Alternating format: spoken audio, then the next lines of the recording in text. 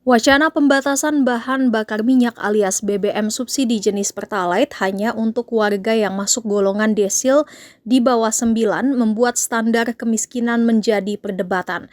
Secara umum, desil adalah istilah statistik untuk membagi data terurut menjadi 10 bagian yang sama besar.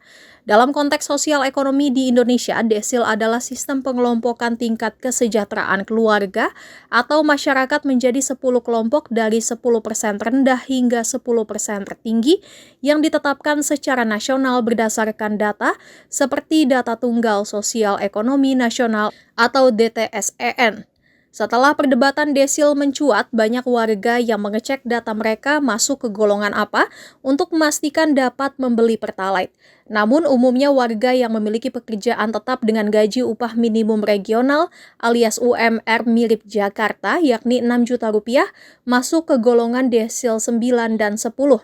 Desil 9 dan 10 menurut DTSEN adalah dua golongan ekonomi tertinggi, di mana warga yang masuk ke golongan ini dianggap kaya dan sangat kaya.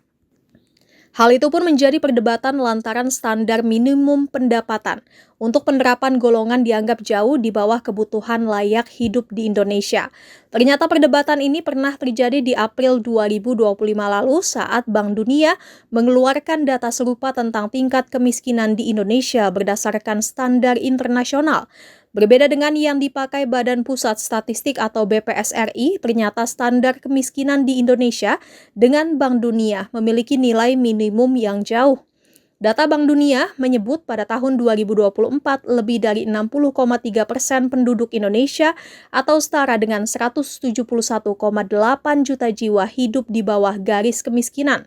Sementara data resmi dari BPS menunjukkan bahwa tingkat kemiskinan Indonesia per September 2024 sebesar 8,57% atau sekitar 24,06 juta jiwa. Dalam akun websitenya, BPS pun menjelaskan perbedaan angka ini tidak saling bertentangan. Perbedaan muncul disebabkan adanya perbedaan standar garis kemiskinan yang digunakan dan untuk tujuan yang berbeda.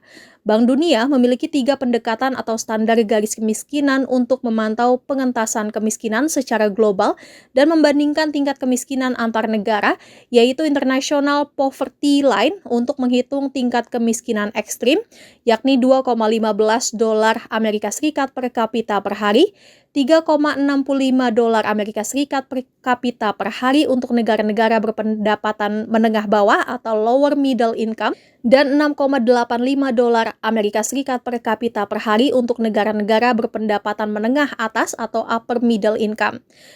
Ketiga garis kemiskinan itu dinyatakan dalam purchasing power parity, yaitu metode konversi yang menyesuaikan daya beli antar negara. Nilai dolar yang digunakan bukanlah kurs nilai tukar yang berlaku saat ini, melainkan paritas daya beli. Angka kemiskinan Indonesia sebesar 60,3% diperoleh dari data yang disusun berdasarkan median garis kemiskinan 37 negara berpendapatan menengah atas, bukan berdasarkan kebutuhan dasar penduduk Indonesia secara spesifik. Bank Dunia juga menyarankan agar tiap negara menghitung garis kemiskinan nasional atau National Poverty Line masing-masing yang disesuaikan dengan karakteristik serta kondisi ekonomi dan sosial masing-masing negara.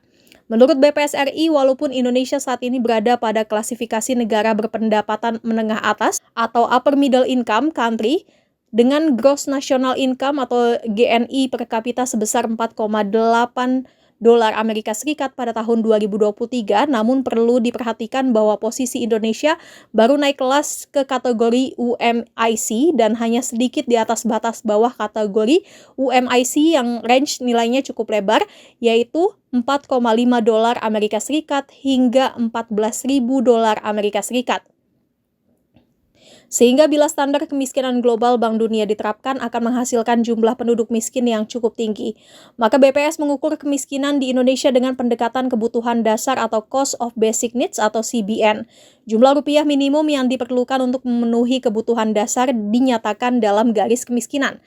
Garis kemiskinan dihitung berdasarkan pengeluaran minimum untuk memenuhi kebutuhan dasar makanan dan non-makanan. BPS juga memakai komponen makanan didasarkan pada standar konsumsi minimal 2.100 kilokalori per orang per hari disusun dari komoditas umum seperti beras, telur, tahu, tempe, minyak goreng, dan sayur sesuai pola konsumsi rumah tangga Indonesia. Komponen non-makanan mencakup kebutuhan minimum untuk tempat tinggal, pendidikan, kesehatan, pakaian, dan transportasi. Garis kemiskinan dihitung berdasarkan hasil pendataan Survei Sosial Ekonomi Nasional yang memotret atau mengumpulkan data tentang pengeluaran serta pola konsumsi masyarakat. Susenas dilaksanakan 2 kali dalam setahun. Tahun 2024, Susenas dilaksanakan pada bulan Maret dengan cakupan 345.000 rumah tangga di seluruh Indonesia dan pada bulan September dengan cakupan 76.310 rumah tangga.